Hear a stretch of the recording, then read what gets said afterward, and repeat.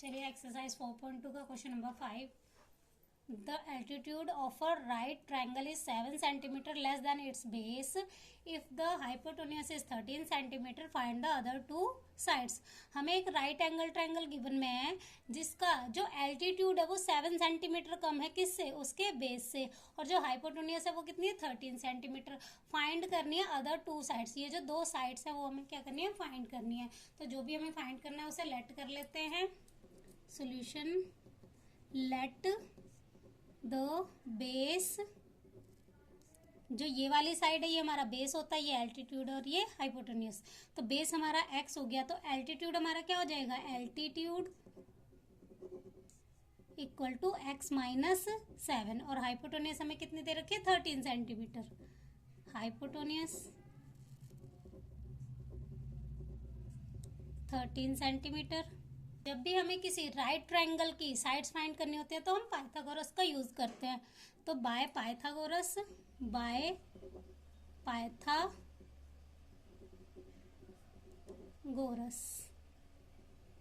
Theorem.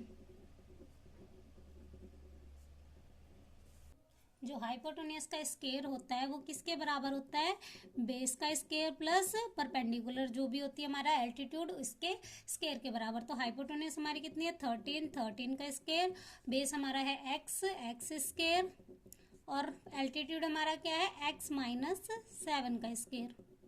13 का square 169, x square as it is, plus a minus b के whole square का formula खुल जाएगा यहाँ पे, एक्स स्क्वायर प्लस 7 का स्क्वायर माइनस 2ab.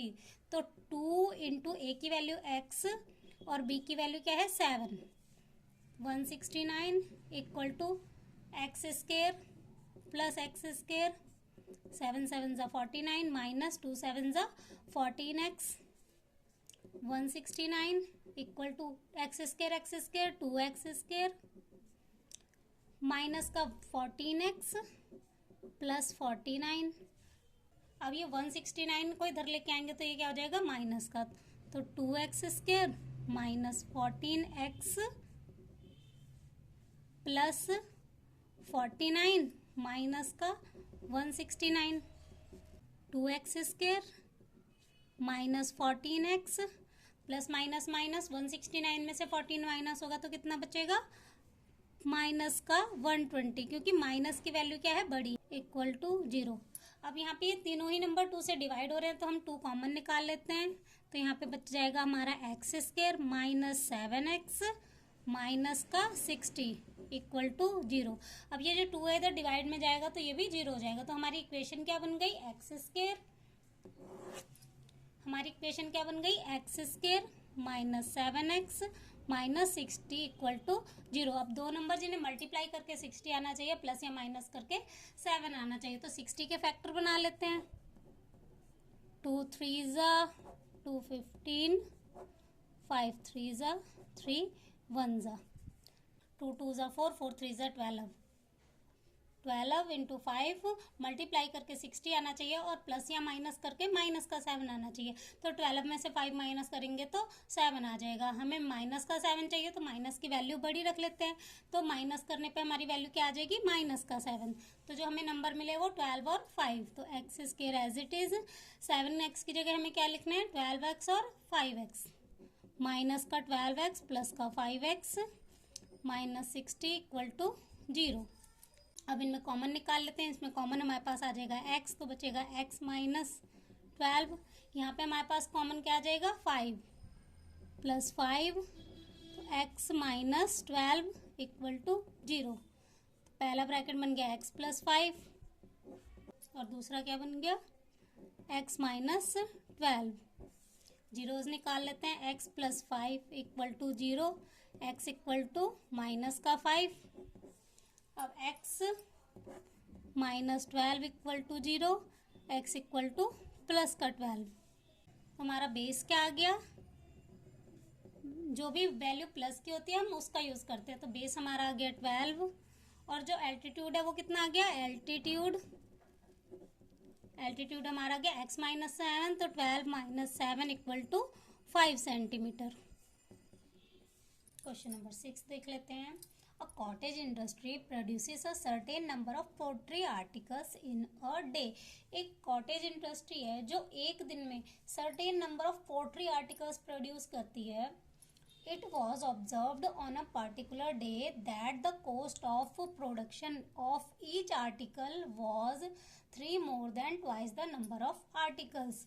तो एक दिन ये ऑब्जर्व किया गया कि जो कोस्ट है प्रोडक्शन ऑफ ईच आर्टिकल, एक आर्टिकल की जो कोस्ट है वो क्या है, was 3 more than twice the number of articles. मतलब जितने भी नंबर ऑफ आर्टिकल्स प्रोड्यूस होते हैं उसका ट्वाइस और 3 मोर देन. जैसे कि अगर उस दिन एक्स आर्टिकल प्रोड्यूस हो रहे हैं तो उसकी जो एक आर्टिकल की जो कॉस्ट होगी ना वो कितनी होगी, उसका ट्वाइस भी होगी और 3 मोर देन भी होगी. तो मतलब 3 प्लस आगे कह रहा है if the total cost of production that day was 90. उस दिन की जो टोटल कॉस्ट ऑफ प्रोडक्शन है वो कितनी है, 90. तो अब टोटल कॉस्ट कैसे निकलेगी, जैसे कि एक दिन में मान लो एक्स आर्टिकल प्रोड्यूस हुए, अगर हमें उसकी टोटल कॉस्ट निकालनी है तो अगर हम एक आर्टिकल की कॉस्ट से उसको मल्टीप्लाई कर दे तो टोटल कॉस्ट आ जाएगी. फॉर एग्जाम्पल मान लो आपने एक कॉपी ली 20 रुपए की, ठीक है. अगर आपको एक कॉपी की कॉस्ट 20 रुपए है, आपको 5 कॉपियां खरीदनी है तो आप उसको 5 से मल्टीप्लाई कर दोगे तो आपकी टोटल कॉस्ट आ जाएगी. इसी तरह से अगर एक आर्टिकल की कॉस्ट को टोटल आर्टिकल से अगर मल्टीप्लाई कर देंगे तो हमारी क्या आ जाएगी, टोटल कॉस्ट जो कि दे रखी है. फाइंड हमें क्या करना है, find the number of articles produced. हमें फाइंड करनी है एक आर्टिकल की कॉस्ट और जितने भी नंबर ऑफ आर्टिकल्स उस दिन प्रोड्यूस हुए वो. तो जो भी हमें फाइंड करना है उसे लेट कर लेते हैं. Let number of article, number of articles हमने एक्स लेट कर लिए तो एक आर्टिकल की कॉस्ट क्या हो जाएगी, कॉस्ट ऑफ ईच आर्टिकल. एक आर्टिकल की कॉस्ट क्या होगी, उसका ट्वाइस और 3 मोर देन, तो 2x plus 3 according to question. अब इन दोनों को मल्टीप्लाई करेंगे तो हमारी क्या आ जाएगी, टोटल कॉस्ट, जैसे कि मैंने अभी आपको समझाया था. तो x 2x plus 3 equal to 90. अब इसे आगे सिंप्लीफाई कर लेते हैं तो हमारी इक्वेशन बन जाएगी 2x को x से मल्टीप्लाई करेंगे तो आ जाएगा 2x square plus 3x plus का 90 इधर लेके आएंगे तो माइनस का 90 इक्वल टू 0. ये हमारी इक्वेशन बन गई. अब इसमें वेरिएबल की वैल्यू फाइंड करने के लिए हमें क्या बनाना है, इसके फैक्टर. तो इसमें क्या करेंगे, पहले फर्स्ट और लास्ट नंबर को मल्टीप्लाई करेंगे तो 92 × 180. तो दो नंबर जिन्हें मल्टीप्लाई करके माइनस का 180 आना चाहिए और प्लस या माइनस करके 3 आना चाहिए. तो 12 × 15. अगर हम 12 और 15 को मल्टीप्लाई करेंगे तो हमारा 180 आएगा, लेकिन हमें यहाँ पे साइन कौन सा चाहिए, प्लस का चाहिए. तो अगर हम प्लस वाली वैल्यू बड़ी रखेंगे और माइनस वाली वैल्यू छोटी रखेंगे तो हमारा साइन क्या आ जाएगा, प्लस का आएगा. तो जो दो हमें नंबर मिले स्प्लिट करके वो 12 और 15. अगर आपको ऐसे नहीं पता लगता तो आप 180 के फैक्टर निकाल के भी बना सकते. तो 5 3 = 15, 2 2 = 4, 4 3 = 12. तो 12 × 5 आप इसको फैक्टर करके भी निकाल सकते हैं. तो हमें जो स्प्लिट करके जो दो नंबर मिले वो कौन से, 15 और -12. तो 2x square as it is plus का 15x माइनस का 12x माइनस 90 इक्वल टू 0. यहाँ पे हम इनमें कॉमन निकाल लेते हैं. यहाँ पे हमारे पास कॉमन क्या आ जाएगा, दोनों में ही हमारे पास x है. जो 2 और 15 है वो किसी भी सेम टेबल में नहीं आते तो ये कॉमन नहीं आएंगे. यहाँ पे हमारे पास x 2 बार था तो एक बार बच गया. अब x यहाँ पे एक ही बार था वो बाहर चला गया तो यहाँ पे ओनली 15 बचेगा. यहाँ पे बचेगा 2x. अब यहाँ पे माइनस दोनों में है तो माइनस कॉमन आ जाएगा. यहाँ पे 12 और 90 किसके टेबल में आते हैं, दोनों ही 6 के टेबल में आते हैं. तो यहाँ पे 6 कॉमन आ गया तो बचेगा 6 के टेबल में 12 कब आता है, 2 पे. तो 2x माइनस बाहर चला गया तो अंदर बचेगा प्लस 6 को 15 से मल्टीप्लाई करेंगे तो हमारा क्या आएगा, 90. तो यहाँ पे क्या बच जाएगा, 15 इक्वल टू 0.